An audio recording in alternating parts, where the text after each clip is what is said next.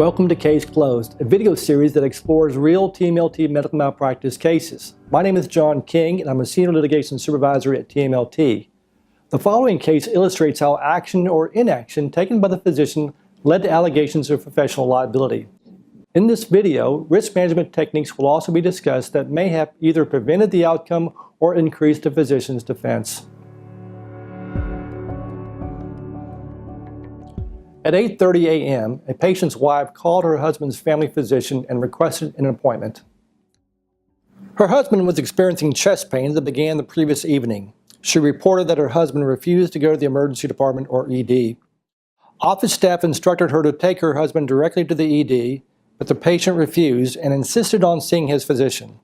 The wife was told to bring him to the office. Upon arrival, the patient's blood pressure was 95/65, pulse was 57, and there was bilateral wheezing in the lungs. An EKG was interpreted as abnormal. Results also indicated ST elevation and some disturbance in the inferior leads. The physician noted, quote, probable acute inferior infarction, unquote. The physician called the ED and spoke to the on-call cardiologist. He told him of the patient's symptoms and EKG results. He asked the cardiologist to meet the patient in the ED. The physician spoke to the patient's wife and told her that her husband needed to go to the ED to determine if he was having a heart attack.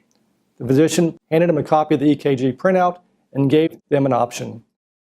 They could travel to the ED by either ambulance or private car.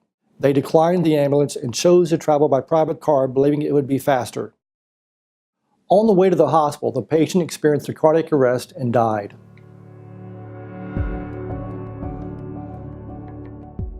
A lawsuit was filed against the family physician.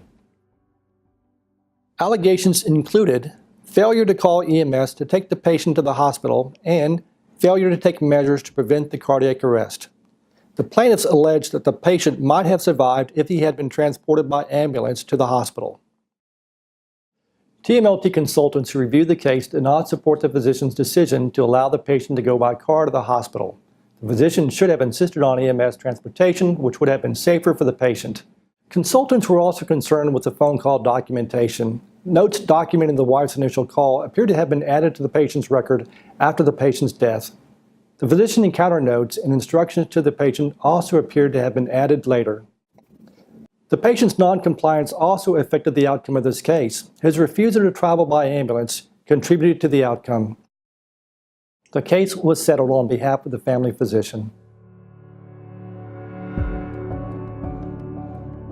Hello, my name's Tanya Babich, and I'm a manager in the Risk Management Department at TMLT.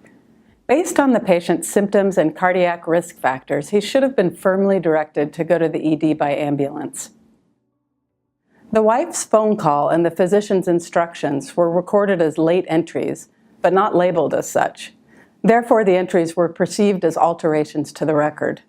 Medical records should never be altered. Late entries should always be annotated with the time and date along with your signature or initials.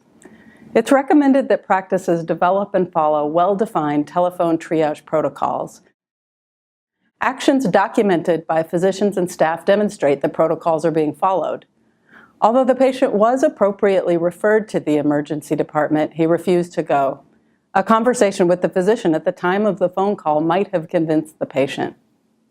Clear protocols for handling patient emergencies in the office should also be developed. In addition, patient noncompliance with treatment recommendations should be documented in detail as it occurs. More closed claim studies are available online. All studies have been modified to protect the privacy of the physician and the patient. Thank you for watching.